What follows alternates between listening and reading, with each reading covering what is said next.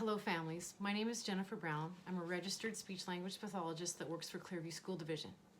I'm here today to share with you preschool speech and language development from birth to 5 years old with warning signs, some suggestions, and some recommendations revolving around screen time.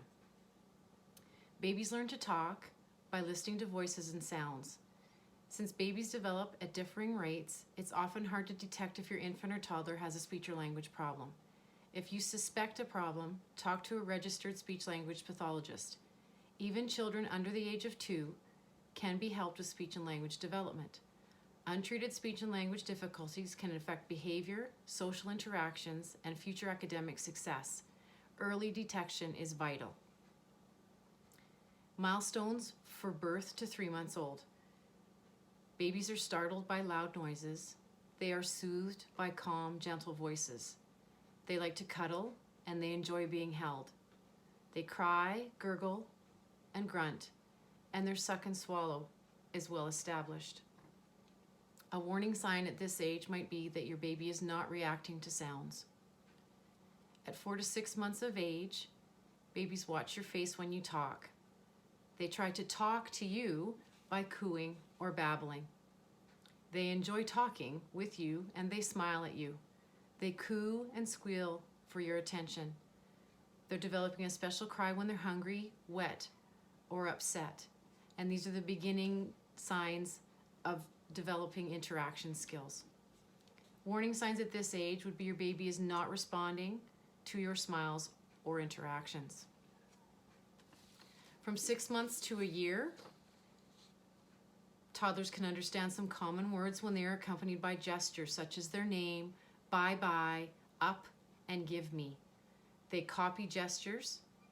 They mimic different speech sounds like uh-oh and we during play. They babble using a variety of different sounds like ba, ba, ba, ba, dee, dee, dee. So they're playing with sounds, babbling, which will develop into jargon, and eventually words. Warning signs at this age can be your child does not babble or attempt to talk, or they have stopped babbling. Another warning sign that's very common is ear infections at this age, chronic ear infection. 1 year to 18 months of age, they're beginning to understand simple questions or statements such as where's your nose or give me. They nod yes and shake their head no and are quite reliable when responding to questions this way. They point to show interest in something or to ask for something. They take part in pretend play, such as pretending to go to sleep or talking on a toy phone. Their babbling has increased and uses a variety of sounds, which when strung together sounds like real sentences, but has no actual discernible words. They are beginning to say a few words, though they may not be entirely clear, so intelligibility usually sits around the 25% mark. Some warning signs would be your child is not talking at all, or your child is not interacting appropriately with others. In this age group, often we can see children with a vocabulary of around 50 words with varied pronunciation, as I mentioned before. They can ask for common favorite foods. They may be starting to combine some words, and we see the use of the pronoun mine a lot, establishing ownership. 18 months to 2 years. Your child is understanding simple questions such as where's mommy or where's daddy and where's your shoe. They understand simple directions such as get your blanket. They can understand more words than what they can say, so their receptive language or their understanding is greater than their expressive language or what they're producing. They can make requests involving familiar foods and favorite toys. They have some 2-word sentences such as more juice, no night-night, daddy car. We often at this age too hear a lot of what's that, for what's that, constantly asking for things to be named and identified. Some warning signs would be your child is not talking or uses more gestures than words, and your child does not appear to understand some simple directions. 2 to 3 year olds, they're answering simple questions such as what's your name, which one is the big doll, following simple directions such as put the teddy bear to bed, puts a toy in, on, or under when asked, has a word for almost everything. and uses 2 and 3 word sentences to talk about things and ask for things. That my truck, puppy eat cookie, doggy kiss me. So not complete sentences. We often leave out the and the is and the and are, but their primary means of communication are clear. Some warning signs would be your child shows frustration when trying to talk. Your child's speech is difficult for you to understand. Your child is not yet combining words, or your child is stuttering or showing disfluency. Your children may also be showing pronoun use such as you, me, or her. Know some descriptive words such as big or happy. Age 4 to 5. Your child follows 3 related directions such as get your crayons, make a picture, and put it on the counter. So 3 directions related to one action or one activity. We're understanding concepts such as top and bottom, beside and behind. They are telling stories and sharing ideas about recent events. They can explain the meanings of words when they are asked.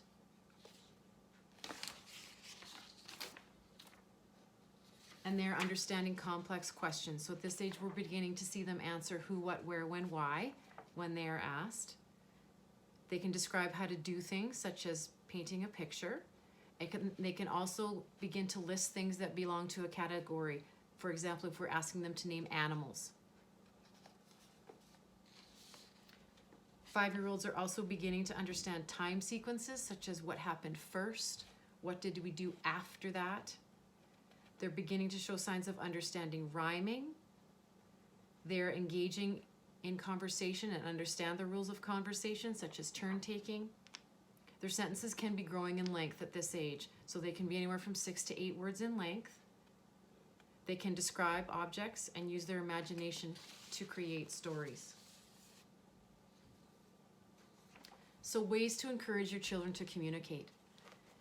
We want to model correct production, but we don't expect our child to repeat us after they have said something incorrectly or inaccurately. So for example, when we have children overusing the pronoun me do it, me go, we would just model I do it, I go, and having them hear those utterances a lot until they internalize them, and eventually they will begin imitating you, and then we'll see those skills begin to emerge.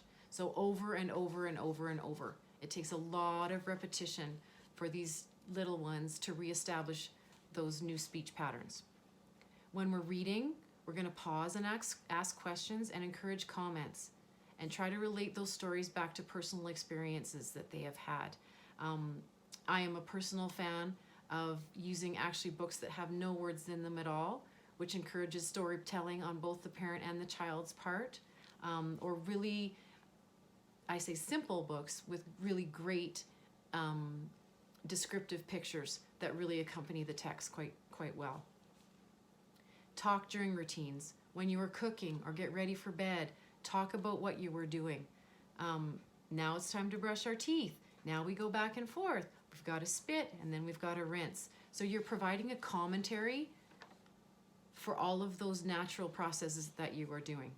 Builds vocabulary, builds longer sentences, builds familiarity, some critical thinking. Give your children the opportunity to make verbal choices. Do you want an apple or an orange? So I really try to encourage people that I work with to avoid yes/no questions. It allows your children to learn new vocabulary, retrieve vocabulary, and you're giving them the opportunity and the power to make those choices. So do you want green or red? Do you want apple juice or orange juice? Listen carefully and give your child enough time to speak. Do not interrupt. This one is very, very difficult for adults. When we ask questions or give statements where we expect a response, typically humans can wait half a second or a second before those responses occur. And sometimes with our little ones, we have to give them up to 30 seconds to provide a response. And that can be very uncomfortable for adults, but I really encourage that waiting. It's very, very powerful. And when we do that, we often see great things happen. Use a slow, natural rate of speech when speaking to our children. Another thing that adults also do is we speak very rapidly, and we compact great deals of information into very short periods of time. So slowing those down. I also really encourage parents to shorten their utterances. So often with our smaller toddlers, the 2 and sometimes even to 4-year-olds, using just 2 or 3 words in an utterance or when we're making a request is extremely effective. Ask open-ended questions. What should we buy at the store? And then add on to what your child is saying. There again, those yes/no questions tend to limit our conversation because there is only one response that we can provide. So asking those WH questions allows your children to engage in more of a dialogue, building conversation, taking turns, all very, very important skills.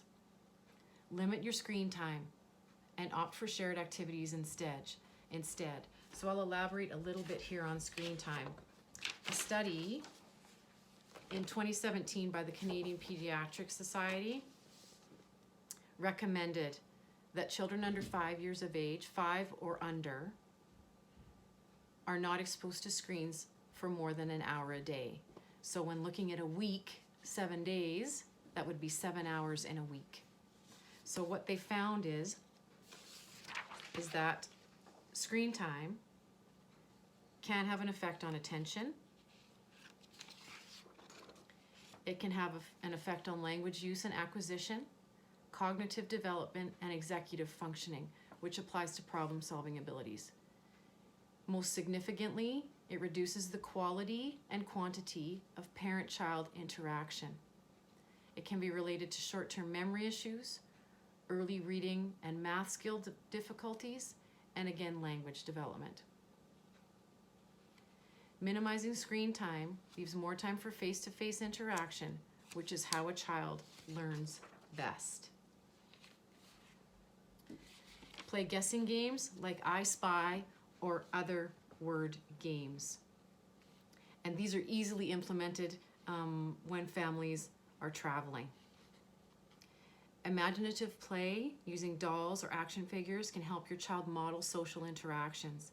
Include greetings, comments, questions, or small talk. So along with imaginative play, I also like to reinforce role play. So all of those common interactions and occurrences that happen in your life, play restaurant, play post office, play farm, and provide your kids with that dialogue that goes along with it. You're helping them practice vital social skills, and you're building vocabulary and time well spent with caregivers. Read books that use rhyming, alliteration, which is words that begin with the same sound, and manipulation of sounds, and most importantly, nursery rhymes. I know this is seems horribly old school, but nursery rhymes are incredibly important. And what I am noticing in my practice now is that children have a great deal of difficulty establishing rhyming.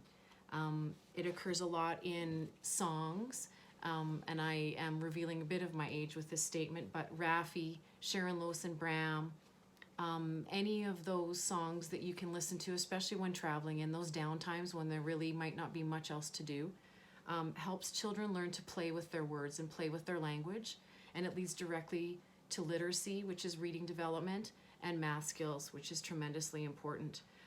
It also helps kids deal with alphabet, learning the alphabet, singing the alphabet, and letter sound awareness, which is crucial for children being able to learn to read. Ensure face-to-face communication when your child is talking to you. And I know this can be difficult, but as much as possible, I really encourage people to be on the same physical level as our little people. So whether you're down on the floor playing with them, or maybe you're on one knee, or we're lifting them up so they can be closer to eye level, makes a significant difference when they feel they have your attention and you have theirs, and you can really share and create some deep, meaningful moments. Repeat words frequently. So when we're modeling for our little ones, repeating corrected errors, it takes a significant amount of repetition to establish those new patterns I had mentioned before. Also, when reading stories, read the same stories over and over and over and over again. Studies have shown that children learn to predict, they learn prosody, they learn rate of speech. There's there's many, many, many things that kids benefit from reading the same stories over and over and over again. Early detection of difficulties at any age can make talking and learning easier. If your child shows any of the warning signs that I have discussed, please contact a registered speech-language pathologist. So in Stettler, I'd recommend contacting Alberta Health Services, which would be 403-742-3326. You can also go online and look up ACSLPA, which is ACSLPA, which is the Alberta Association of Speech-Language Pathologists. And there's great information, not only contacting private service providers if that's what you're seeking, or also through the Alberta Health Services contacts too. So I thank you for your time and attention, and hope you have a great afternoon. Thank you.